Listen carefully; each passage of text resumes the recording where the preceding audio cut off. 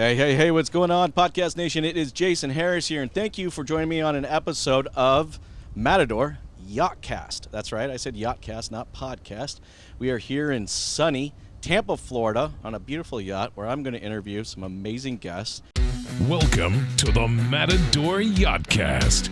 Tune in for everything you need to know to stay in the know regarding the automotive industry. Here's your host, Jason Harris. Here I have the one, the only, the oh-so-famous Mr. Russell B. Hill. Russell, what's up? How you doing? I'll tell you what, Jason, the Yachtcast. Yachtcast. I've never done anything like it. This is neither really have I. great. I get to do it. We're up here on the third balcony right outside of beautiful Tampa for Digital Dealer 2022 and just loving it. This is going to be a lot of fun, man. This is going to be a lot of fun. Right next to him, I have, I'm going to call him the Marketing Jedi. All right? And the force is strong with this one. All right, the one and the only Vasilios Lambos. What's up, Vasilio? How you doing, man? Marketing Jedi. That's a big name to live up to. That's a big name, man. Well, you're going to have to bring it on this episode. We'll bring the heat. Then I got the OG. I get to call him that because I used to work with him, so I get to pick on him a little bit. I have the most knowledgeable individual. I'm just kidding. I have the one, the only, the oh-so-famous George is with me. Jay, it's always good to be here. I'll try not to pick on you too much, I promise. Well, I appreciate that. and we, at least we have some experts, and I can actually ask them some questions because I need to continue to learn about what we're doing here. But I'm excited to be here. Well, we're gonna have some really fun conversations today. But hey, before we get into our conversation today, I love starting off these podcasts with origin stories because I am always fascinated to find out how people get started in automotive because no one just wakes up one day and goes, I'm going to go into automotive. So let's start with you, Russell. How did you get started in this crazy little world we call the automotive industry? Okay, well, I know I really don't look it, but it started in 1968 when Hot Wheels first came on the scene. I fell in love with the red line, still have some to this day. 1985, I said, I got to start. I started selling cars. I've been infatuated with cars really since 1968. Worked my way up to running dealerships, got out of the vendor space and got into the vendor space in 2000 and never looked back. So that's a quick origin story. But awesome. From variable to fixed, it's what I do, and now it's about marketing and cutting edge technology. That's awesome. Yeah. Vasilio, how in the world did you choose the automotive industry? Well, I think I sometimes say I lucked out. I stumbled across this industry through relationship early on in my career at Red Ventures. And I consulted a little bit with Hendrick Automotive and decided Hendrick is the type of company I wanted to work for. And it was the industry culture, people first, and I worked at a pretty, it was very competitive marketing environment. And to switch from that to more of a, an auto group was definitely a shock culture-wise. But I fell in love with it, and I said, this is an industry that I could be in for forever. Well, I'm glad you stumbled into it. Yeah, so I'm very glad. Now, George. Jay, there were engines in the cars that you first started working with, right? Gosh. Like Barely. They weren't. barely. I know it's horses weren't pulling them, were they? Despite my youthful appearance, Jay, I know I've been in the business a long time, but my story's not that dissimilar from Russell's actually. From the Hot Wheels days. I was literally a car nut from a kid, and then I just kind of grew into marketing, and my path kind of crossed with automotive when I got hired by an agency to start the relationship between the Ford Motor Company and the Toronto Raptors basketball franchise 28 years ago. And they were looking for somebody who understood the sport and was fascinated by cars. So really, I was green as a Granny Smith apple back then. But that's how I kind of got into it. And from there, pretty much agency background, brand side, traditional retail, all of those experiences, capped off with you and I working together for a few years, which I thoroughly enjoyed. And now he has to say that because we're recording. And now working for a holding company and acquiring digital marketing agencies. So I'm excited by it. That's awesome. Thank you. Hey, to kind of kick off our conversation today, we're here, we're together. None of us are wearing a mask. I mean, thank you, Florida. Thank you, Florida. But I just think back just the last 24 plus months, it's just so many fundamental changes in the industry. Everything from marketing and from communications to technology usages. I mean, we were forced to create a buying process and get away from a sales process. We were forced to meet the customer where the customer wanted to be met. Just so many fundamental changes. And I think a lot of those changes now are with marketing, and they're staying now because inventory levels and so on and so forth. So I'd like to kind of get your guys' thoughts of fundamentally, how do you feel like marketing and marketing strategies have changed in the last 24 months? Russell, I'll start with you and I'll work my way down. That's a great question, Jason. I got to tell you, I don't even know if I can mention the guy's name, so I won't mention him, but he talked about how technology has evolved from 1922 to 2022 over the last 100 years, and he thought that the next 5 years that technology would evolve that same 100 years. My company, we rolled out Fixed Ops Marketing, we rolled out a month before COVID hit, and it's just exploded and taken off. Now, these are just my thoughts, but everything has changed, and everything is changing as we actually speak. No more inventory. The chip shortage, websites are designed. I'm all about the marketing side of things. Websites are designed for inventory, and they don't have inventory. They spend very little on the fixed side. The average car is over 12 years old. What the heck's going on out there in the industry? You look at these websites, and it's like 1997 or something like that. They haven't changed. You still have pictures of scissors clipping out coupons. What about social media? What about Facebook, Instagram, Twitter, TikTok, and all these other avenues? Automation, and this is I think where we're going. We're not even close to the curve on how fast things are moving. So buckle up, Buttercup, because here it comes. Thank you, Russell. You bet. That was a great answer. Vasilio, for yourself, you guys have been doing some really exciting things with OTT and Amazon. What do you think has kind of fundamentally changed over the last 24 months? Well, the options for dealers to advertise to a very specific audience has been kind of the cornerstone of the narrative that we've been taking to market. Amazon, I think, is uniquely positioned to do that with dealers. They have the second largest repository of vehicle data in the U.S. outside the DMV. So it is a force to be reckoned with. I think dealers, if they learned anything during the pandemic, it was that I could find more efficient and effective channels to market my business. Yes.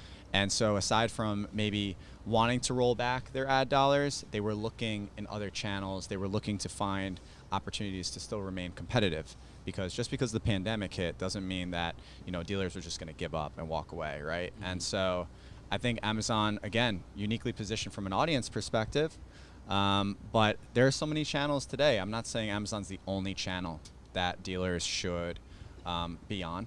We are just a part of the larger media plan, and having a good media mix, as I spoke with you in the past, Jason, is super, super important. To be successful in today's market. I agree with you. I mean, I think, especially right now, with everything that has changed, it's the mix and the message. I think fundamentally is the biggest, I guess, factor to a successful, marketing strategy. Now, hey, for you, George, you've been in the business for a while. You've seen how recessions have affected us. You've seen maybe not shortages, but other factors affect. How do you think kind of the last 24 months has really affected our marketing efforts? Well, it's a great question, and the dealers have been doing the same thing up until the pandemic hit for over 100 years, literally for that long. And I think what the pandemic brought, it was actually a necessary change. The innovation that has been around, but the hesitation from dealers to step into that, the pandemic, if there's one thing that it created, was the necessary opportunity for them to move. And some people, 2 years later, are still somewhat reluctant, but I would say the majority have jumped in. Digital retailing is a real thing today. And I think with inventory levels, as we've all sort of discussed being a thing, it's an opportunity to try and pilot certain things and certain technologies. And I'm going to go back to what both Russell and Vasilios said, which is having a strong, healthy media mix is extremely important. You, in my opinion, you shouldn't funnel all your dollars in one area. And at the end of the day, dealers have to recognize that their data is a gold mine. And in order to utilize that data properly, everybody doesn't do it as well as they probably can. So I think that's the opportunity. No, I agree with you. I mean, I think, over the last 24 months, what we've seen is it was a definite understanding of data consciousness. I think dealers have just become more aware of what the possibilities are. When they take their own data points and combine them with other data points from things like Amazon, and it's like I put one and one of these together, and how powerful that can be. So that's a cool rabbit hole. Let's actually go down a little bit of this with data and how I think over the next 10 years that's going to be the bigger conversation. When I think of marketing, the last 10 years, the conversation's about lead generation. Like that has been the conversation. Like, generate me leads. Now, thank God we're actually beyond that conversation. I feel like now we're actually looking at how many communications we can actually generate. But, I think the next 10 years is going to be looking at how, our first party data and our third party data and how we're actually able to use that. So I'd love to kind of get your guys' thoughts on what's currently, capable and what you think is going to be coming, down the pipeline. So Russell, I'll start with you and I'll work my way down. That's a great question.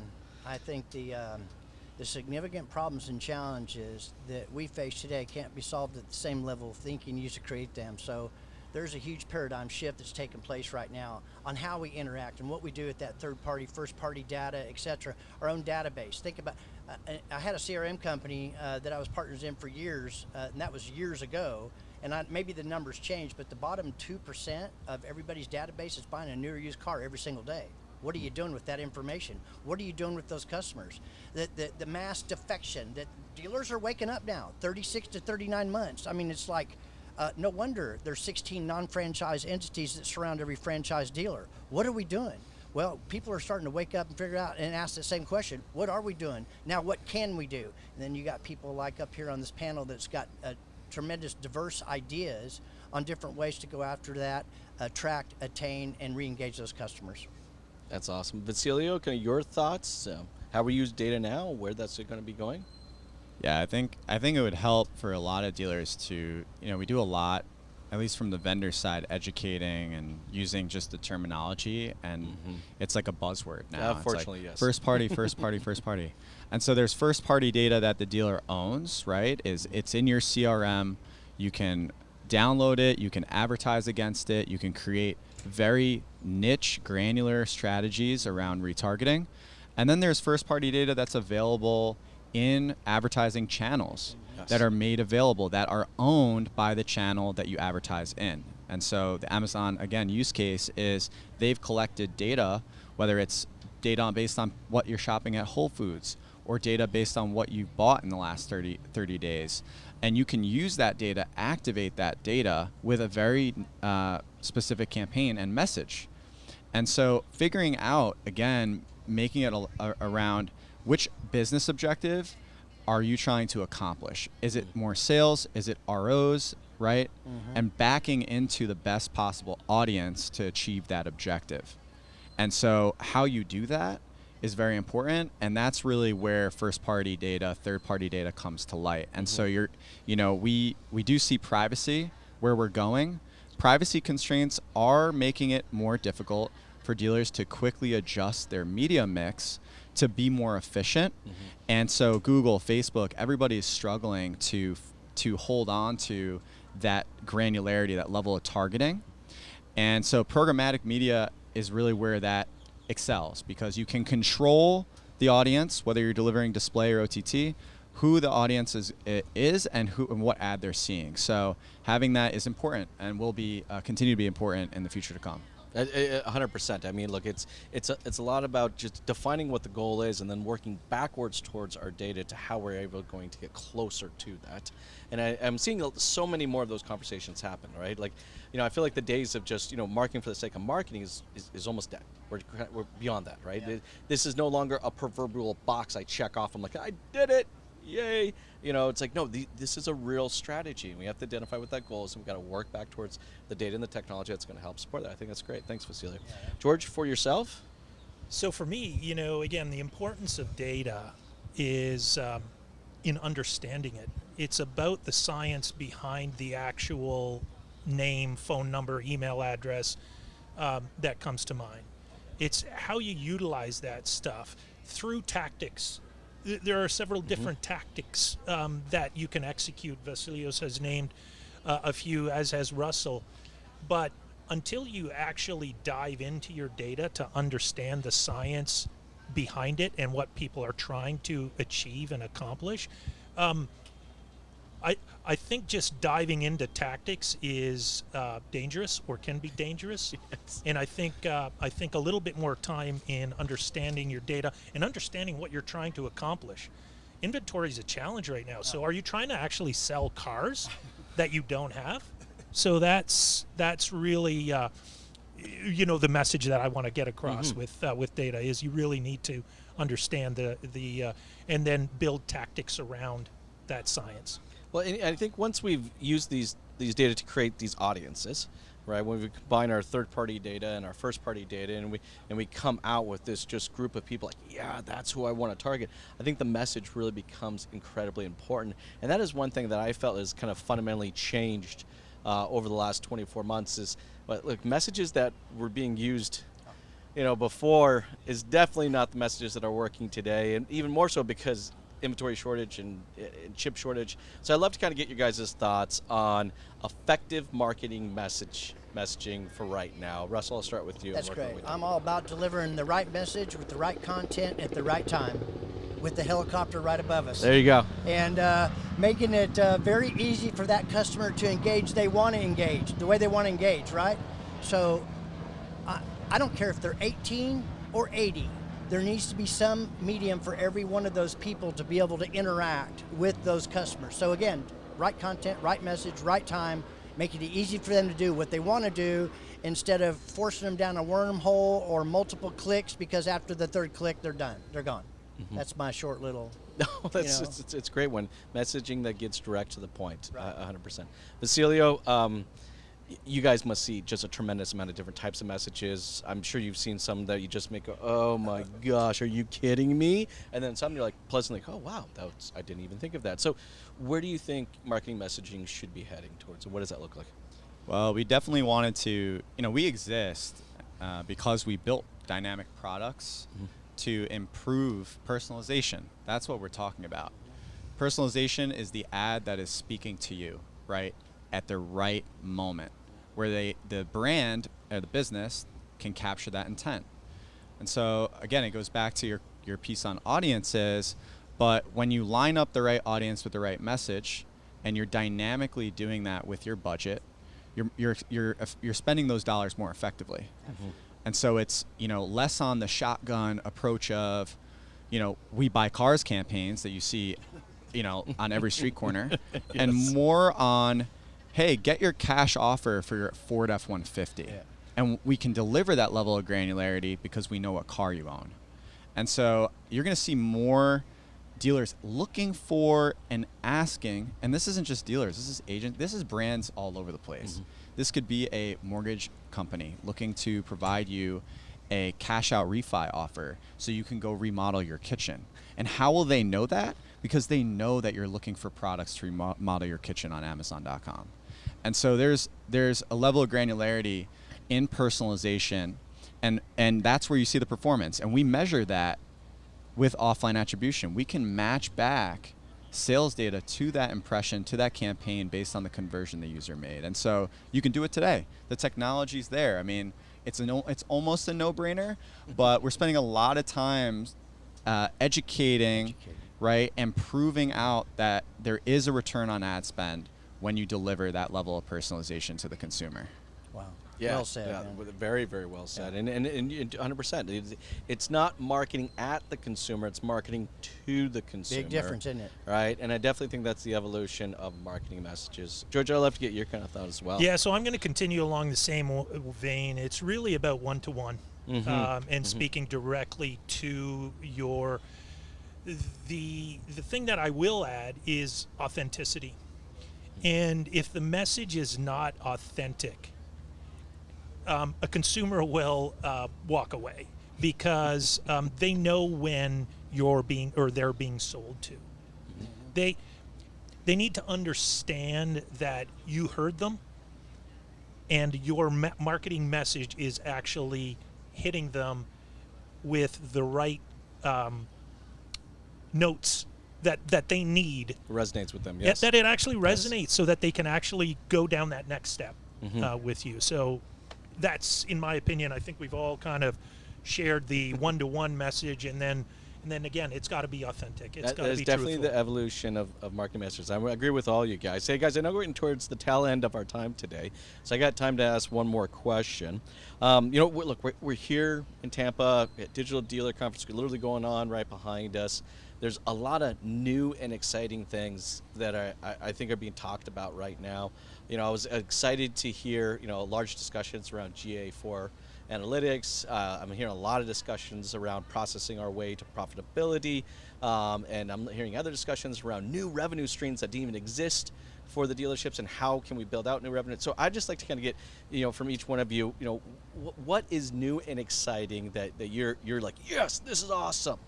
Russell, I'll start with you, and then George, I'll finish you off. Well, I need 30 minutes on that one. No, I mean, there's really a lot of great stuff. Yes. There really is. And I think that all of us are here for that reason, to either convey, educate, and help people understand and think outside the box, but also to find some new and cutting-edge stuff that not only exists right now, but it's just right around the corner. And when I mentioned earlier about a paradigm shift, I meant that. Everything is changing on how we interact, act, and work with our customers today, how we deliver the message, what kind of message that is, just like everybody on this panel has been talking about. So I think that technology is moving real fast, and that the people are here, don't have content prior to investigation. They're here checking it out. Might be a little scary, it's new, but hey, life begins at the edge of your comfort zone. So the people out here are at the edge of their comfort zones, taking a look and listening to all this stuff that's being talked about, because they know it's the future and it's moving fast. 100%. Great. Vasilios, for you, what gets you excited, man? I'm excited about collaboration. Ooh. And George made a comment on digital retailing. It's accessible today. Whether you're an agency, digital retail company, a chat vendor, whatever it may be, you touch a part of that buyer journey, that funnel, Yes. right? And so at all aspects of the funnel, whether it's brand awareness into consideration and conversion, there are vendors who can partner more closely in today's market. So you're going to see a lot of consolidation. We talk to a lot of agencies, and we're learning very quickly that we have to be a different partner for different types of technology, for different types of businesses. And so dealers should be open. I'll end it with, for the dealer who we are talking to right at this event, be more open to having multiple conversations with multiple partners that they're working with. Amen. Because there's no one partner that could achieve your goal. And that's what I'm excited about. I'm really excited about that collaboration. I think it's going to be big. And I've seen a lot more of that in the last couple of years. I really have. Definitely the last handful of events that we've gone to, I'm seeing more and more. That's awesome. Hey, George, for you, what gets you excited? So the industry continues to excite me all the time, because it's forever evolving and changing. And again, we started off by saying the pandemic has kind of forced that change. I'm actually here to learn. There's a ton of new technology out here that's going to be relevant for dealerships to help increase their sales in every department. Because ultimately, while inventory challenges are low, let's fill up the service bays, let's fill up other areas, the F&I departments, let's sell warranties. People are staying in their cars longer. The innovation that's here at Digital Dealer today is remarkable with what's out and available. So again, I'm here to learn, I'm here to partner, I'm here to talk to people like Russell and Vasilios so that we can partner and create better opportunities for our dealership partners. Absolutely. Yeah, no, hey, look, there's a lot of new exciting things going on, guys. Thank you so much for taking the time to jam with me today. This has been a lot of fun.